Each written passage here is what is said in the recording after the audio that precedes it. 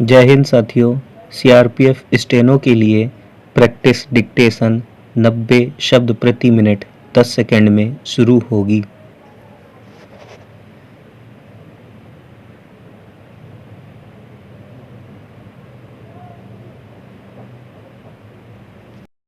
Start. Uttarkashi में हुए सुरंग हादसे में फंसे सभी मजदूरों को सुरक्षित निकाल लिए जाने के बाद समूचे देश के लोगों को राहत और खुशी मिली है।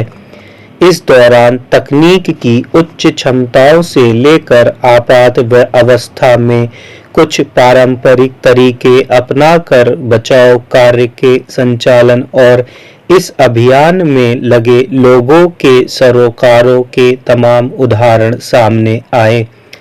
एक बार फिर सबने देखा कि हादसे में फंसे मजदूर जहां अपने जीवट और साहस के दम पर करीब 17 दिनों तक जोखिम के बीच टिके रहे, वहीं सरकार ने उन्हें बचाने के लिए हर संभव प्रयास किए।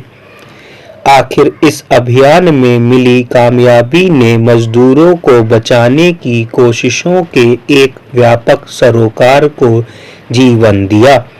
मगर यही वक्त भी है जब इस मसले पर विचार किया जाना चाहिए कि किसी बड़े हादसे के बाद ही उससे निपटने या उससे उपजी मुश्किलों को कम करने के प्रयास शुरू क्यों किए जाते हैं। निर्माण कार्यों की शुरुआत से पहले उसके जोखिम या खतरे का आकलन करके आशंकाओं से निपटने के लिए हर स्तर पर ठोस इंतजाम क्यों नहीं किए जाते, ताकि आपात स्थितियों में नुकसान से बचा या उसे न्यूनतम किया जा सके। दरअसल इस सुरंग हादसे में फंसे मजदूरों को बचा लिया जाना एक बड़ी कामयाबी जरूर है, लेकिन इसके साथ ही यह समूची घटना फिर से एक बड़ा सबक देकर गई है।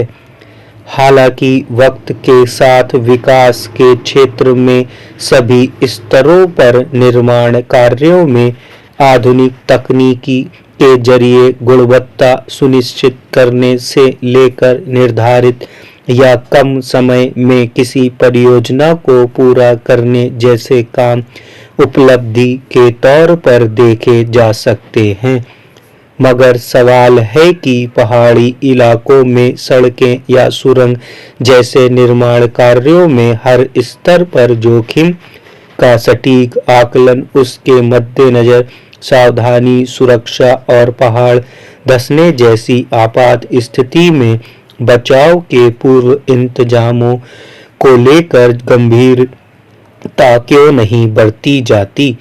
उत्तरकाशी में सुरंग में पहाड़ धंसने की घटना से पहले भी इस तरह के छोटे बड़े कई हादसे हो चुके हैं।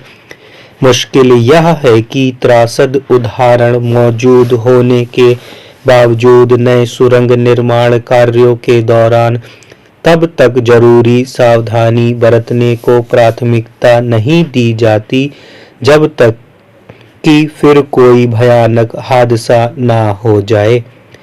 उत्तराखंड या अन्य पहाड़ी राज्यों के जिन इलाकों में चौड़ी सड़कों और सुरंगों के सहारे एक से दूसरी जगह की यात्रा को आसान बनाने के दावे किए जाते हैं, वहां अगर भूस्खलन या जमीन में दरार पड़ने की घटनाएं सामने आती हैं तो इसका मतलब यही है कि निर्माण कार्यों के दौरान पहाड़ के चट्टानों, मिट्टी की प्रकृति और उनकी पकड़ का सटीक आकलन नहीं किया जा सका।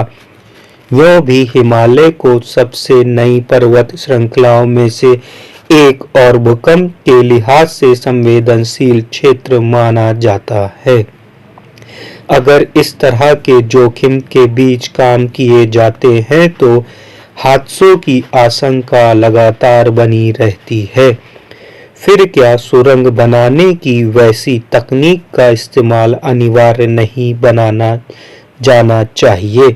जो पहाड़ों और उनकी परिस्थितिकी को नुकसान नहीं पहुंचाए। निर्माण गतिविधियों के दौरान विस्फोट के जरिए पहाड़ों को तोड़ना किसी स्तर का जोखिम पैदा कर सकता है। समाप्त।